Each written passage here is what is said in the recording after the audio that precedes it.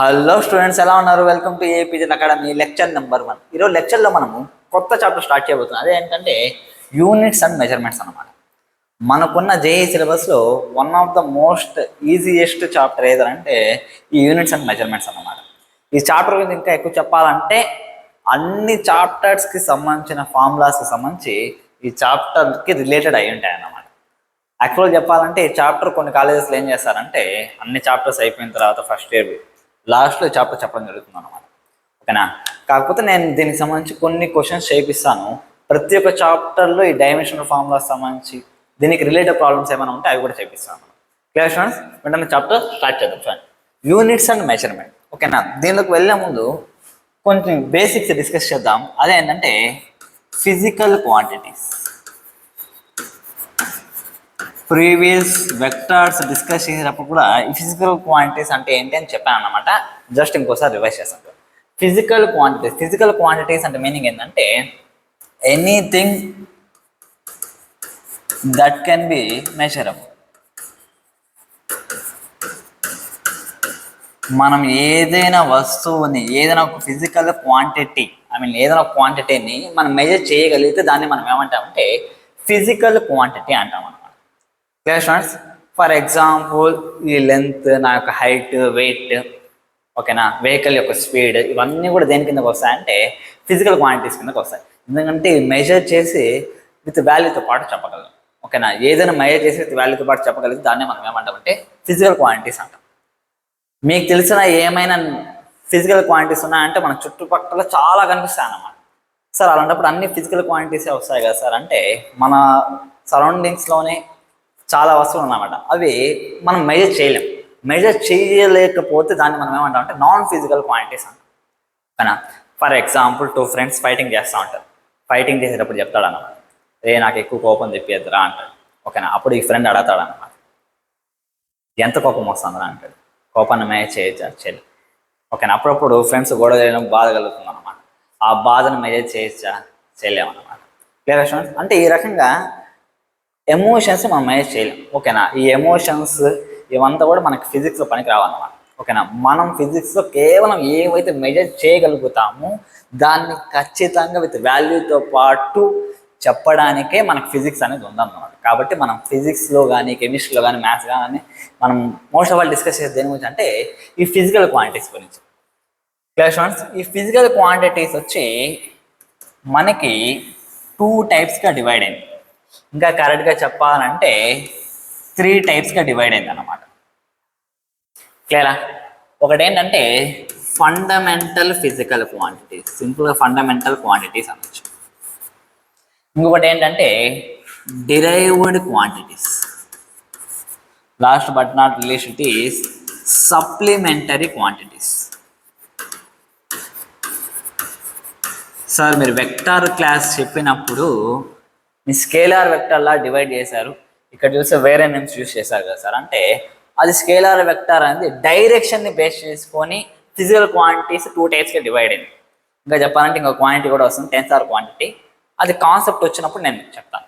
ఓకేనా? ఇక్కడ చూడండి, కానీ ఇది డైరెక్షన్ని బేస్ చేసుకొని నేను చెప్పట్లేదు. మన చాప్టర్ యూనిట్స్ అండ్ మెజర్మెంట్స్ కాబట్టి డిపెండెన్సీ మనం ఏదైతే మెజర్ చేస్తామో ఆ మెజరబుల్ డిపెండెన్సీని బేస్ చేసుకొని మనకి 3 టైప్స్గా డివైడ్ అయింది. యూనిట్కి సంబంధించి దానికి మెజర్ చేసే విధానాన్ని బట్టి, ఓకేనా, దానికి సంబంధించి మనకి 3 టైప్స్గా డివైడ్ అయింది. ఏమంటే fundamental quantities, derived quantities, supplementary quantities. ఓకేనా? ఒక్కొక్క క్వాంటిటీ గురించి ఇన్ డీటెయిల్లో ఈరోజు ముఖ్యంగా ఫండమెంటల్, డిరైవ్డ్ క్వాంటిటీస్ గురించి డిస్కస్ చేద్దాం. దానికి సంబంధించి క్వశ్చన్స్ అనేవి ఎలా అడుగుతాడు అవంతా కూడా ఒకసారి డిస్కస్ చేద్దాం. ఫస్ట్ ఆఫ్ ఆల్ ఈ ఫండమెంటల్ క్వాంటిటీస్ అంటే ఏంటి?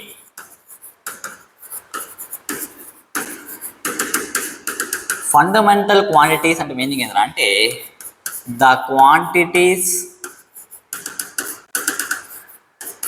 That are independent and do not depend on other quantities.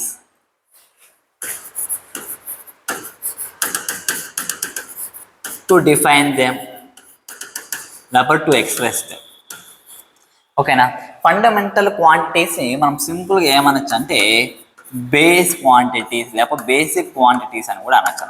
Fundamental quantities అంటే ప్రాపర్గా చెప్పాలనుకుంటే ఏ క్వాంటిటీస్ని అయితే వేరొక క్వాంటిటీస్ ద్వారా మనం డిఫైన్ చేయలేము, అంటే దాని గురించి డిఫైన్ చేయాలంటే తనకు తానుగా డిఫైన్ చేయగలుగుతుంది అనమాట.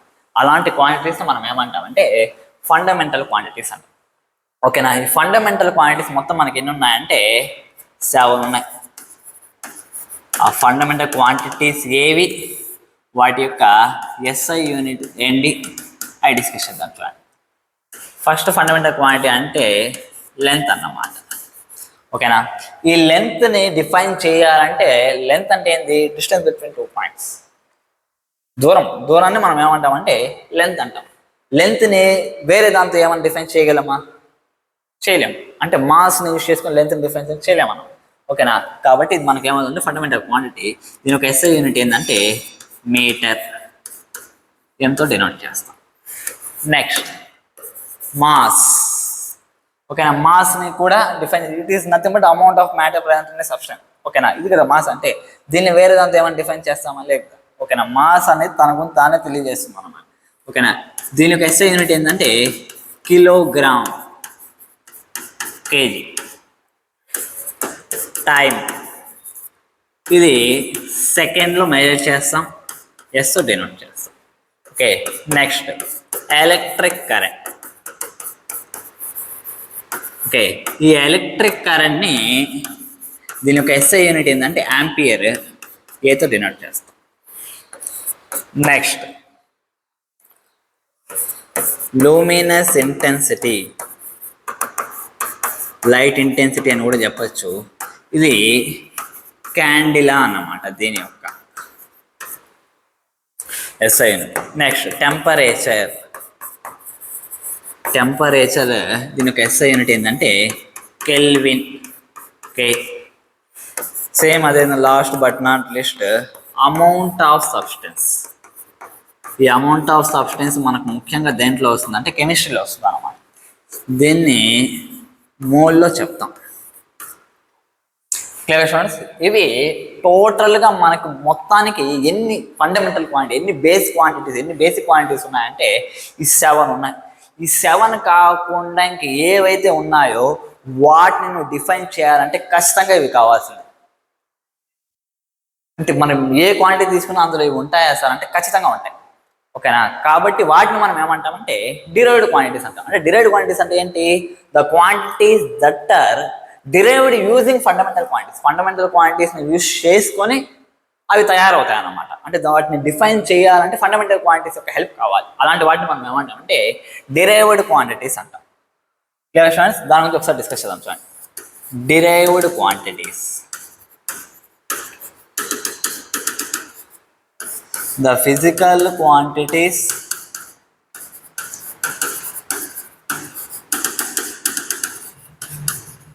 that are derived using other quantities. వేరొక క్వాంటిటీస్ ఉంటే దీన్ని మనం డిఫైన్ చేయొచ్చు. ముఖ్యంగా ఏమంటే దీనిలో ఫండమెంటల్ క్వాంటిటీస్ అనేవి ఉంటాయి. ఓకేనా. దీన్ని మనము డిరైవ్డ్ క్వాంటిటీస్ అంటాం. ఫర్ ఎగ్జాంపుల్ స్పీడ్ని నేను డిఫైన్ చేయాలి. స్పీడ్ అంటే మీనింగ్ ఏంటి, speed is nothing but the distance travelled per unit time. అంటే స్పీడ్ నేను డిఫైన్ చేయాలంటే స్పీడ్ అంటే మనకు తెలియదు, మనం ఏం చేయాలంటే డిస్టెన్స్ టైం రెండు ఉంటే 20 km/h అంటాం.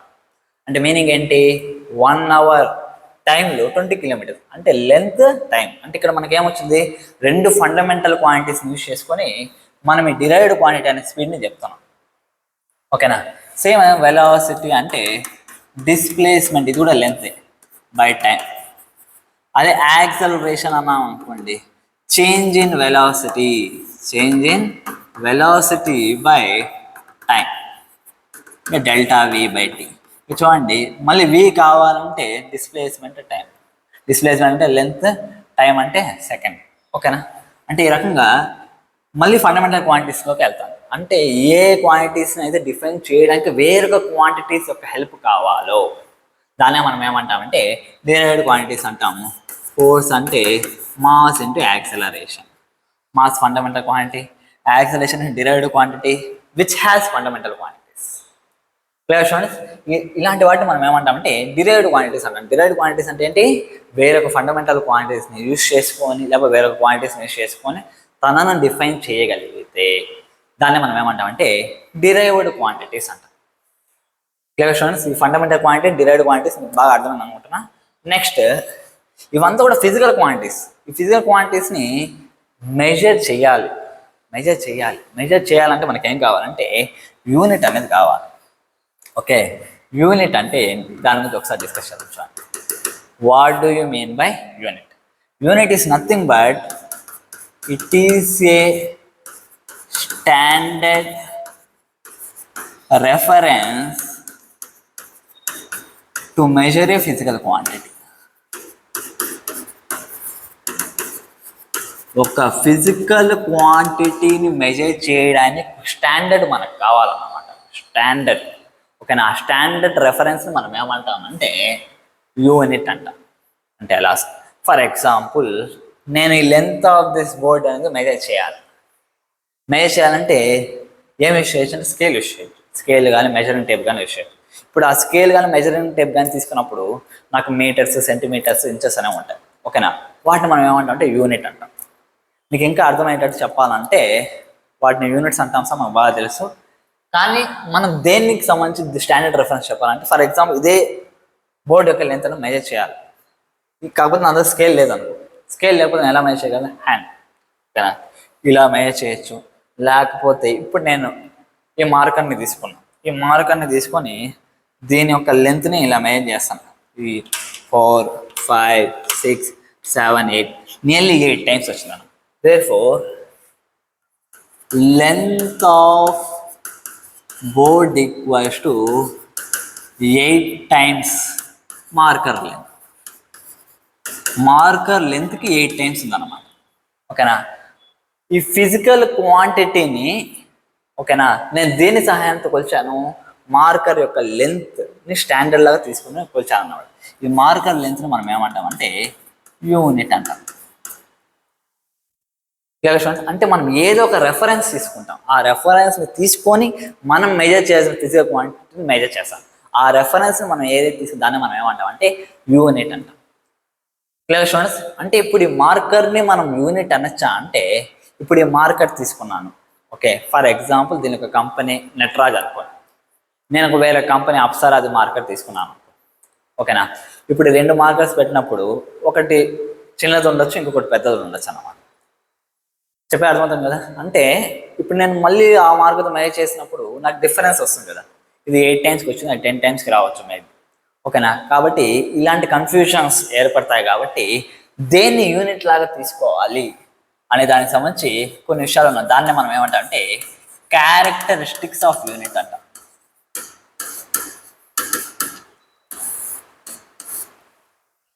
Clear students? అంటే యూనిట్కి ఉండాల్సిన ప్రాపర్టీ, దేన్ని మనం యూనిట్ చెప్పొచ్చు. ఈ మార్కర్ లెంత్ని మనం యూనిట్ అనొచ్చు అంటే అనకూడదు. ఇప్పుడు మనం డిస్కస్ చేసాం. ఓకేనా? మరి దేన్ని యూనిట్ అని అంటే first and foremost important point ఏంటంటే it should be precisely defined అయి ఉండాలి. అంటే మీనింగ్ ఏంటంటే అంటే పక్కాగా ఇప్పుడు నేను లెంత్ మెజర్ చేయాలంటే మార్కర్తో ఒకవేళ మెజర్ చేయాలంటే మార్కర్ అనే యూనిట్ అనేది ఇంత ఈ లెంతే ఉండాలి. నేను అప్సరాది తీసుకున్నా, నటరాజ్ తీసుకున్నా, క్యామ్లిన్ తీసుకున్నా, ఏ మార్కర్స్ తీసుకున్నా సరే ఇంత లెంతే ఉండాలన్నమాట. అప్పుడు ఈ మార్కర్ యొక్క లెంత్ నేను యూనిట్ లాగా చేయొచ్చు. అంటే డిఫరెంట్ కంపెనీస్ షిఫ్ట్ అయ్యేసరికి నాకు డిఫరెంట్ లెంత్ అని రాకూడదు. ఫర్ ఎగ్జాంపుల్ మనం డిఫరెంట్ స్కేల్స్ అనేవి యూస్ చేస్తాం. ఓకేనా? నటరాజ్ స్కేల్ అనేసి డిఫరెంట్ జామెట్రీ బాక్స్ స్కేల్స్ వస్తాను. మీరు ప్రతి స్కేల్లో చూడండి సెంటీమీటర్ అనేది ఇంతే ఉంటుంది అన్నమాట. కాబట్టి సెంటీమీటర్ అనేది యూనిట్ అవుతుంది మనకి.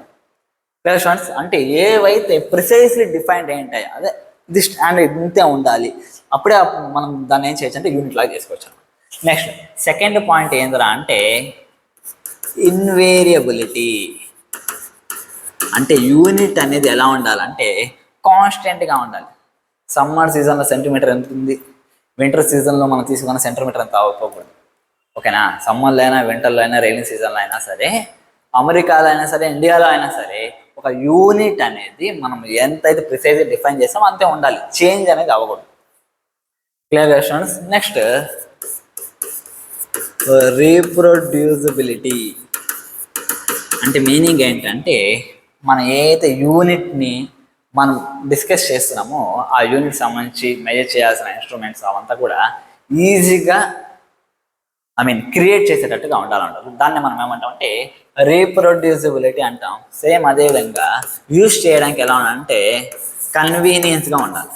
కన్వీనియన్స్ టు యూస్ అంటే యూనిట్స్ని తయారు చేసేటట్టు మంచిగా తయారు ప్రతి చోట మనం ఈజీగా తయారు చేసుకునేటట్టు ఉండాలి. సేమ్ అదేవిధంగా దాన్ని యూస్ చేయడానికి కూడా కన్వీనియంట్గా ఉండాలి. అప్పుడే అది మనకేమవుతుందంటే యూనిట్ అవుతుంది. దీన్ని బేస్ చేసుకొని ఇప్పుడు ఈ మార్కర్ యొక్క లెంత్ యూనిట్ అవుతుందంటే అవ్వదన్నమాట. ఎందుకు అవ్వదంటే డిఫరెంట్ మార్కర్స్ డిఫరెంట్ లెంత్లో ఉండొచ్చు డిఫరెంట్ కంపెనీస్ కాబట్టి మనము మార్కర్ యొక్క లెంత్ని యూనిట్ లాగా తీసుకోవాలి. క్లియర్ స్టూడెంట్స్, చెప్పింది బాగా అర్థమైంది అనుకుంటున్నా. ఇది యూనిట్కి సంబంధించిన విషయం. ఓకేనా? ఈ యూనిట్స్ అనేది ఇప్పుడు మనం డిస్కస్ చేసాం కదా, అంటే ఒక స్టాండర్డ్ అయి ఉండాలి, చేంజ్ అవ్వకూడదు అది ఇది అనేసి. స్టార్టింగ్ మనం తీసుకున్నాం అనుకోండి, ఆ యూనిట్స్ అనేవి ఎన్ని రకాలుగా ఉండేవి దాని గురించి ఒకసారి డిస్కస్. దాన్ని ఏమంటామంటే సిస్టమ్ ఆఫ్ యూనిట్స్ అంటాం. క్లియరా? ఎర్లీ ఫేజ్లో మనకు తెలిసిన ఫిజికల్ క్వాంటిటీస్ ఎన్ని అంటే 3 ఫండమెంటల్ క్వాంటిటీస్ ఉండేవి అన్నమాట. 3 fundamental quantities were there earlier. So ఇందాక మీరు 7 చెప్పారు కదా సార్, అంటే 7 ఇప్పుడు ఉన్నాయన్నమాట. ఒకప్పుడు 3 ఫండమెంటల్ క్వాంటిటీసే. అంటే ఎక్కడైనా సరే 3 ఫండమెంటల్ క్వాంటిటీస్ని బేస్ చేసుకునే అన్నీ మనం డిఫైన్ చేసేవాళ్ళం మనం. ఓకేనా? ఆ 3 ఫండమెంటల్ క్వాంటిటీస్కి యూనిట్స్ ఉండాలి కదా. ఓకేనా? ఆ 3 ఫండమెంటల్ క్వాంటిటీస్కి మెజర్ చేసే స్టాండర్డ్ రెఫరెన్స్ ఉండాలి కదా. ఓకేనా? ఆ యూనిట్స్ 3 ఫండమెంటల్ క్వాంటిటీస్ని డిస్కస్ చేసేటట్టుగా మనకి 3 సిస్టమ్ ఆఫ్ యూనిట్స్ ఉంటాయి అన్నమాట. ఒకటి ఏంటంటే ఎఫ్పిఎస్, ఒకటి సిజిఎస్, ఇంకొకటి ఎంకేఎస్. ఎఫ్పిఎస్ అంటే ఎఫ్ అంటే ఏంటంటే ఫుట్, అంటే లెంత్ని ఫుట్లో చెప్పేవాళ్ళు. 6 అడుగులు అని చెప్తాం కదా, ఒక అడుగు అంటే ఫుట్ అన్నమాట. ఓకేనా? ఫుట్. మాస్ వచ్చి పౌండ్లో చెప్పేవాళ్ళు, టైంని సెకండ్లో చెప్పేవాళ్ళు. ఇది లెంత్, మాస్, ఇది టైం. ఎందుకు 3 ఫండమెంటల్ క్వాంటిటీసే ఉన్నాయని చెప్పాం కదా, అంటే అవి ఏవి లెంత్, మాస్, టైం మాత్రం ఉండేవాళ్ళం. ఓకేనా? లెంత్ని ఫుట్లో, మాస్ని పౌండ్లో, టైంని సెకండ్స్లో. ఓకేనా? ఇది ముఖ్యంగా అమెరికాలో యూజ్ చేస్తాం ఎప్పుడు కూడా. ఓకేనా? సిజిఎస్ అంటే centimetre, gram, second. Clear students? Next MKS అంటే మీటర్, కిలోగ్రామ్, సెకండ్. చూడండి, 3 సిస్టమ్ ఆఫ్ యూనిట్స్లో కూడా సెకండ్స్. అంటే డిఫరెంట్ కంట్రీస్లో ఈ రకంగా 3 సిస్టమ్ ఆఫ్ యూనిట్స్ ఉండేవన్నమాట. అంటే ఒక కంట్రీలో ఎఫ్పిఎస్ అంటే ఇంకో కంట్రీలో సిజిఎస్, ఇంకో కంట్రీలో ఎంకేఎస్. అంటే ఇక్కడ లెంత్ వచ్చి మీటర్లో కొలిస్తే అక్కడ లెంత్ ఫుట్లో మెజర్ చేసేవాళ్ళం. ఇక్కడ కిలోగ్రామ్స్లో అయితే అక్కడ పౌండ్స్, ఇంకో దాంట్లో గ్రామ్స్. ఈ రకంగా మెజర్ చేసేవాళ్ళం. అంటే డిఫరెంట్ కంట్రీస్లో డిఫరెంట్ స్టాండర్డ్ రెఫరెన్సెస్ ఉండేవి. ఇప్పుడు ఒక కంట్రీ వాళ్ళు ఇంకో కంట్రీకి పోయినా అనుకోండి, అక్కడ స్టాండర్డ్ రెఫరెన్స్ అనేది ఏమైపోతుందంటే చేంజ్ అయిపోతుంది. కాబట్టి కంట్రీస్కి మధ్య ఒక కన్ఫ్యూజన్ ఉండేది అనమాట. ఇది ఒకటే కాదు ప్రాబ్లం, ఇంకో ప్రాబ్లం ఉండేది. ఎందుకంటే సైన్స్ అండ్ టెక్నాలజీ డెవలప్ అయ్యే కొద్దీ ఇంకొన్ని ఫిజికల్ క్వాంటిటీస్ వేస్తాయి. కరెంట్ని కనుక్కున్నారు. ఓకేనా? కరెంట్ని ఇప్పుడు నేను డిఫైన్ చేయాలా, ఇప్పుడు నేను మెజర్ చేయాలా అంటే ఇప్పుడు నేను లెంత్లో మెజర్ చేయలేను, మాస్లో మెజర్ చేయలేను, టైంలో మెజర్ చేయలేను. ఓకేనా? అంటే కరెంట్ అనేది సంథింగ్. ఓకేనా? Current is nothing but I=Q/T, rate of flow of charge. ఓకేనా? ఇక్కడ మనకు అది లేనే లేదు. ఓకేనా? ఈ రకంగా మరి టెంపరేచర్ కానీ టెంపరేచర్, లెంత్, మాస్, టైంలో చెప్పలేం. కాబట్టి ఈ రకంగా కొత్త ఫిజికల్ క్వాంటిటీస్ 4 అనుకున్నారు. దాకా మనం డిస్కస్ చేస్తాం. మొత్తం 7. అందులో 3 ఉన్నాయి, remaining 4. Amount of substance, luminance intensity, temperature, current. వీటిని మెజర్ చేయడానికి ఓకేనా ఈ సిస్టమ్ ఆఫ్ యూనిట్స్ అనేవి లేవు, దీంట్లో యూనిట్సే లేవు. కాబట్టి మనకి 4th వన్ కొత్తగా వచ్చింది ఎందుకంటే ఎస్ఐ యూనిట్ అన్నమాట. ఎస్ఐ యూనిట్ అంటే స్టాండర్డ్ ఇంటర్నేషనల్ యూనిట్.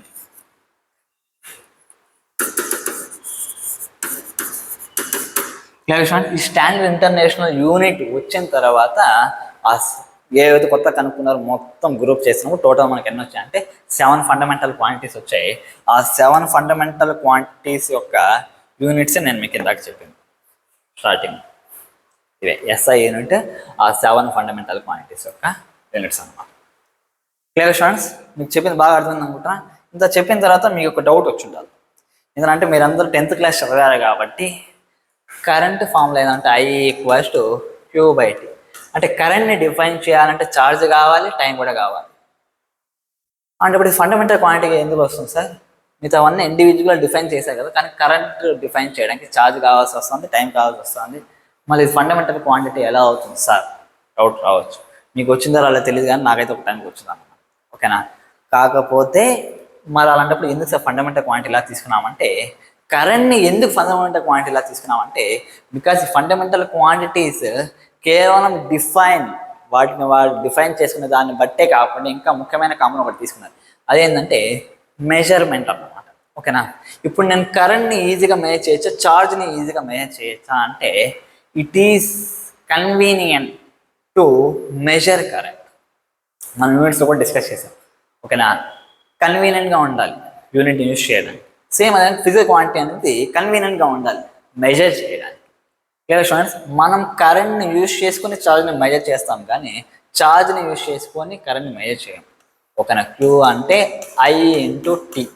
I తెలిస్తే Qని మనం మెజర్ చేయొచ్చు అనమాట. అంటే it is better to calculate current rather than charge అనమాట. Therefore current we have taken as fundamental quantities.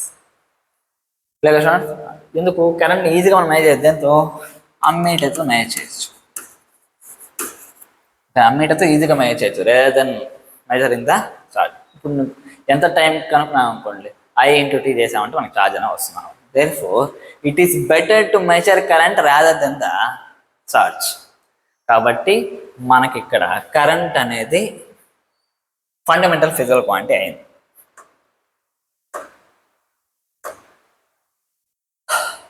Clear students, system of units ఇవంతా కూడా అర్థమైంది కదా. ఇప్పుడు న్యూమరికల్స్లోకి వెళ్దాం. ఓకే, ఈ న్యూమరికల్స్ మనకు ముఖ్యంగా ఈ ఫండమెంటల్ క్వాంటిటీ, డిరైవ్డ్ క్వాంటిటీస్ అన్నాం కాబట్టి మనకు ముఖ్యంగా దేనిపైన అడుగుతాడంటే కన్వర్షన్ ఆఫ్ యూనిట్స్ పైన అడుగుతాడు. కన్వర్షన్ ఆఫ్ యూనిట్స్ పైన అడుగుతాడు. అంటే వన్ సిస్టమ్ ఆఫ్ యూనిట్స్ని ఇచ్చేసి ఇంకొక సిస్టమ్ ఆఫ్ యూనిట్స్, లేకపోతే న్యూ సిస్టమ్ ఆఫ్ యూనిట్స్ని వాడి ఇంట్రడ్యూస్ చేస్తాడు. దాన్ని బేస్ చేసుకుని ఇంకొక సిస్టమ్ ఆఫ్ యూనిట్స్ దానికి వాల్యూ కనుక్కోమంటారు. ఓకేనా? ఇలాంటి క్వశ్చన్స్ అడుగుతాను. అవంతా ఒకసారి ఇప్పుడు మీకు చెప్తాను చూడండి. ఎప్పుడైనా గుర్తుపెట్టుకోండి, మనం ఇందాక డిస్కస్ చేసాం, ఒక ఫిజికల్ క్వాంటిటీ అనేది ఓకే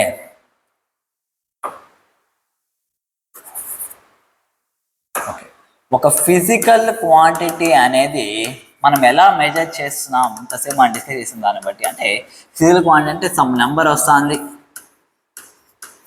ఓకేనా, ఇంటూ దానికి స్టాండర్డ్ రెఫరెన్స్, దాన్ని మనం ఏమంటామంటే యూనిట్ అంటాం. సింపుల్గా P = NU అన్నమాట. Physical quantity number into unit. ఓకేనా? ఇది మనకి ఎప్పుడు ఎలా ఉంటుందంటే కాన్స్టెంట్గా ఉంటుంది. ఫిజికల్ క్వాంటిటీ అనేది కాన్స్టెంట్ కదా, కాబట్టి N1U1 = N2U2 అవుతుంది అన్నమాట. ఇది మీరు గుర్తుపెట్టుకోవాలి. ఇదేం పెద్ద విషయం కాదు, సింపుల్గా క్వశ్చన్ ఇస్తాను చూడండి.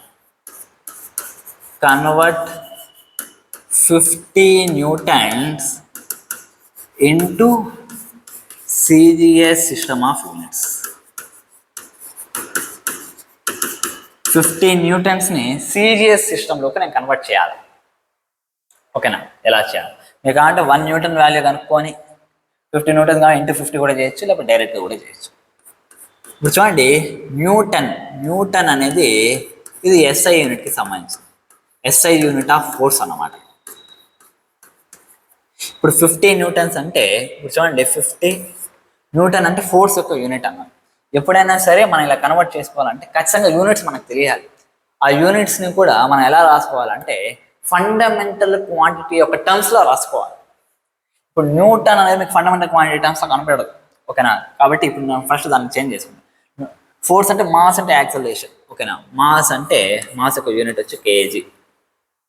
యాక్సలరేషన్ అంటే m/s². N1U1 నేను ఇక్కడ ఏ ఫార్ములా యూజ్ చేస్తాను అంటే N1U1 = N2U2. N1U1 unit. Okay, N2 కనుక్కోవాలి, దాని ఒక వాల్యూ కన్వర్ట్ 15 సిజిఎస్ అన్నాడు. ఓకే, ఇప్పుడు U2 అంటే సిజిఎస్ సిస్టంలో రాసుకోవాలి. కేజీ మనకి సిజిఎస్లో ఏమవుతుందంటే గ్రామ్స్ అవుతుంది, గ్రామ్. ఓకే, నెక్స్ట్ మీటర్ వచ్చి సెంటీమీటర్ అవుతుంది. ఓకే, టైం వచ్చి సెకండే అవుతుంది కాబట్టి ఇక్కడ seconds, gram centimetre per seconds. క్లియరా? ఇప్పుడు చూడండి, పర్ సెకండ్స్ అని క్యాన్సర్. ఇప్పుడు 50 కేజీ ఉంది కదా, ఇక్కడ గ్రామ్ ఉంది. ఓకేనా, కేజీలైనా గ్రాములు మార్చాలి, గ్రాములైనా కేజీలో మార్చాలి. నేను కేజీని గ్రామ్లో చేంజ్ చేస్తాను. కేజీ అంటే 1000 గ్రామ్స్ కదా, 1000 గ్రామ్స్. ఓకే, ఇక్కడ మీటర్ ఉంది, ఇక్కడ సెంటీమీటర్ ఉంది. 1 మీటర్ వచ్చి 100 centimetre. Okay, equals N2 into G into centimetre.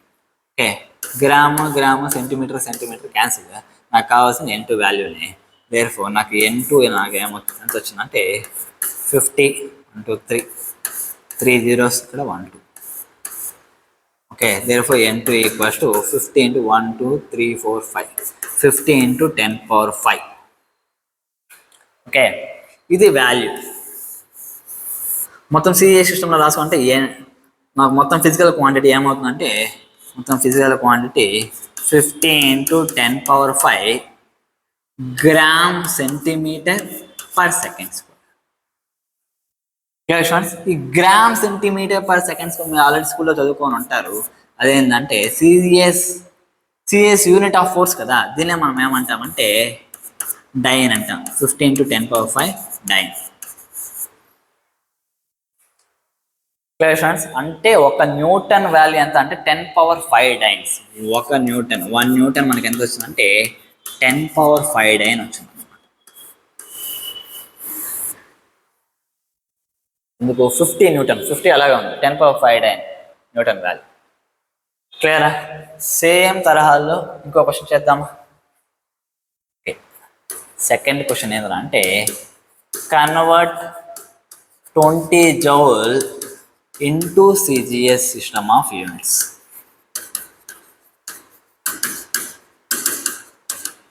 ఇప్పుడు జౌల్ అంటే దేనికి జౌల్? వర్క్ లేకపోతే ఎనర్జీ. ఓకేనా, ఇప్పుడు వర్క్ అంటేనే force into displacement. Okay, force అంటే KG metre per second square. Units ఇందాక మనం డిస్ప్లే చేసాను. ఇంటూ డిస్ప్లేస్మెంట్, ఈఎస్ వేరు. ఓకేనా, డిస్ప్లేస్మెంట్ అంటే మీటర్. ఏమవుతుంది? KG metre square per second square. 20 joules ఉన్నాం కాబట్టి 20 జౌల్ వాల్యూ లాగా రాసుకున్నాం. 20 KG metre square per second square equals N2 KG ప్లేస్లో మనకి gram centimetre square per second square cancel. 20 KG అంటే 1000 గ్రామ్స్, మీటర్ అంటే 100 సెంటీమీటర్, అంటే 100 square into centimetre square equals N2 G centimetre square. G value cancel. Therefore నాకు N2 ఎంత వస్తుందంటే 20 1 2 3 4 5 6 7. Therefore N2 ఈక్వల్స్ to 20 into 10⁷. అయితే దానికి మల్టిపుల్స్ లాగే రాసుకుంటాను. N2 వాల్యూ నాకు 20 ఇంటూ 10⁷ వచ్చింది. ఓకేనా, ఈ 10⁷ వచ్చింది చూసారా, దీన్నే మనం ఏమంటామంటే ఎగ్ అంటాం. N2 మొత్తం physical quantity P equals to 20 into 10⁷ eggs. ఓకేనా, ఎందుకంటే దీని యొక్క ఎరుకు ఉంది కదా, దాని మీనింగ్ ఏంటంటే ఇదే, gram centimetre square per second square. Clear students? చెప్పింది బాగా అర్థమవుతుంది అనుకుంటున్నా. ఓకే, అంటే ఈ రకంగా మనం వన్ టైప్ ఆఫ్ యూనిట్ని ఇంకొక టైప్ ఆఫ్ యూనిట్స్లో మనం కన్వర్ట్ చేయొచ్చు అనమాట. అంటే 1 జౌల్ 10⁷ ఎగ్స్ అన్నమాట. ఓకేనా, ఇది 1 టైప్ ఆఫ్ క్వశ్చన్. నేను మీకు ఒక క్వశ్చన్ హోంవర్క్ ఇస్తున్నా, ఏంటంటే convert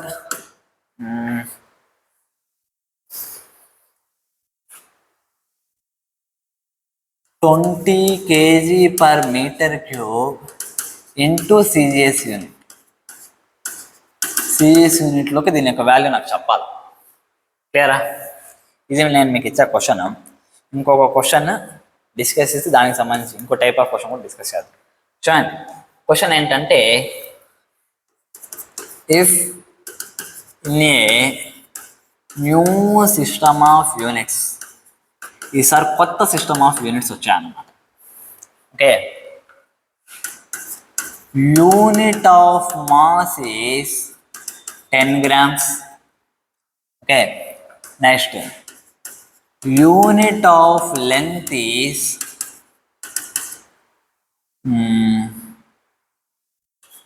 10 centimeter. Okay, next unit of time is 10 seconds. Okay, find the value of 10 newtons చేద్దాం. 10 newtons in new system of units. New system of యూనిట్స్లో 10 newtons యొక్క వాల్యూ కనుక్కోవాలి. Okay, కనుక్కుందామా? ఇప్పుడు చూడండి, 10 Newton అంటే మీనింగ్ ఏంటి అంటే 10 kg metre per second square. ఎప్పుడు ఏదైనా ఫిజికల్ క్వాంటిటీ నేర్చుకున్నప్పుడు యూనిట్స్ ఖచ్చితంగా నేర్చుకోండి. క్లియరా? ఇప్పుడు ఈ 10 kg మీటర్ పర్ సెకండ్ స్క్వేర్ని కొత్త యూనిట్లోకి చేంజ్ చేయాలి. దాని యొక్క వాల్యూ ఏంటో వాల్యూ కనుక్కోవాలి. ఓకే, ఇప్పుడు చూడండి, కొత్త సిస్టమ్ ఇక్కడ సీరియస్ అని ఇవ్వలేదు, కొత్త సిస్టమ్ ఆఫ్ యూనిట్స్ అన్నారు. అంటే మాస్ ప్లేస్లో మాసే రావాలి. కేజీ ఉంది కదా, కేజీ డాష్ అనుకోండి. మీటర్ ఉంది కదా, మీటర్ డాష్ అనుకోండి. ఓకేనా? పర్ సెకండ్ స్క్వేర్ ఉంది కదా, సెకండ్ డాష్ అనుకోండి. సెకండ్ డాష్ యొక్క స్క్వేర్. ఓకే, కాకపోతే ఇక్కడ కేజీ డాష్ అంటే ఎంత అంటే 10 grams. ఇదంటే కొత్త యూనిట్స్ అదే ఇచ్చినాడు. మీటర్ డాష్ ఎంత అంటే 10 centimeters. సేమ్ అదే విధంగా సెకండ్ డాష్ మనకి ఎంత అంటే 10 seconds, 10s. ఇప్పుడు ఆ వాల్యూ సబ్స్టిట్యూట్ చేస్తే అయిపోతుంది అనమాట. ఇప్పుడు చూడండి, 10 kg metre per second square equals to n2 into KG dash మనకి ఎంత అంటే 10 grams, metre dash 10 centimeter per second dash అంటే 10 second యొక్క స్క్వేర్. క్లియరా? ఇప్పుడు చూడండి, ఇక్కడ గ్రామ్స్ ఉంది, కేజీస్లో ఉంది. కేజీస్ని గ్రామ్స్ మాట్లాడు.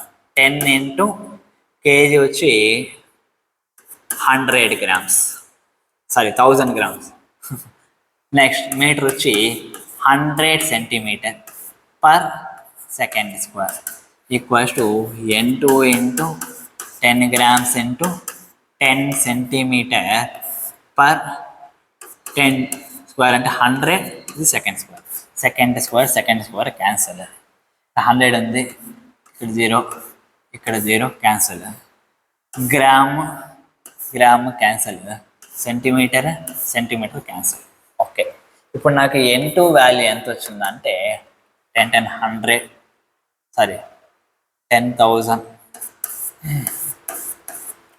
ఇక్కడ 2 zeros. క్యాషన్స్ ఇంత ఉంటుంది అన్నమాట. ఓకే, కొత్త యూనిట్స్లో 10 newtons యొక్క వాల్యూ వచ్చి ఇంత అన్నమాట. క్లియరా? చెప్పింది మీకు బాగా అర్థమైంది అనుకుంటున్నా. సేమ్ ఇదే తరహాలో ఇంకో క్వశ్చన్ చేద్దాం. చూడండి, ఈసారి దేనిపైన చేద్దామంటే ప్రెషర్ పైన చేద్దాం. ఓకే, సరే చూడండి. If in a new system of units,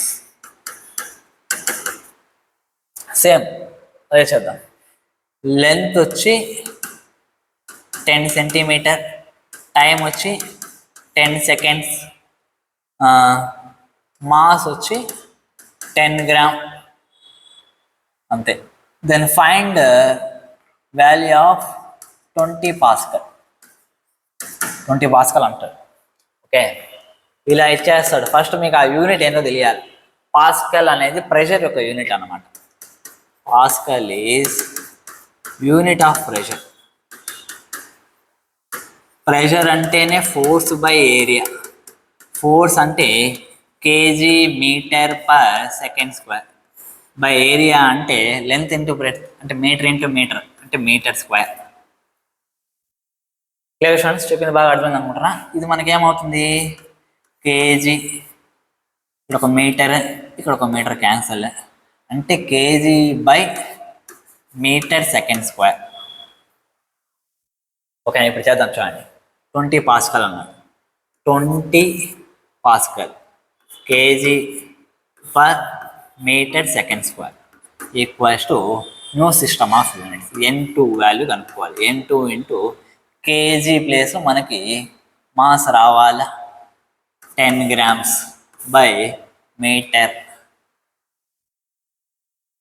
10 centimeter into second square అంటే 10 సెకండ్ యొక్క స్క్వేర్. ఓకే, ఇప్పుడు చూడండి 20 kg అంటే 1000 grams బై మీటర్ వచ్చి 100 centimeter into second square equals to N2 into 10 gram by 10 centimeter into 100 second square. Second square gram, gram centimetre, centimetre cancel. ఇప్పుడు ఇక్కడ ఏమైనా cancel అవుతాయేమో చూద్దాం. ఈ జీరో క్యాన్సిల్, అంతే, ఇంకేం కాలే. ఇక్కడ చేద్దాం చూడండి. ఇక్కడ 2 zeros, ఇక్కడ 2 zeros క్యాన్సిల్, ఇంకేముంది, అంతే, ఇంకేం లేదు. 2 20 100, 200 equals to N2 by 100. That implies నాకు N2 వాల్యూ ఏమవుతుందంటే 200 ఇంటూ 100 20,000 అవుతుంది.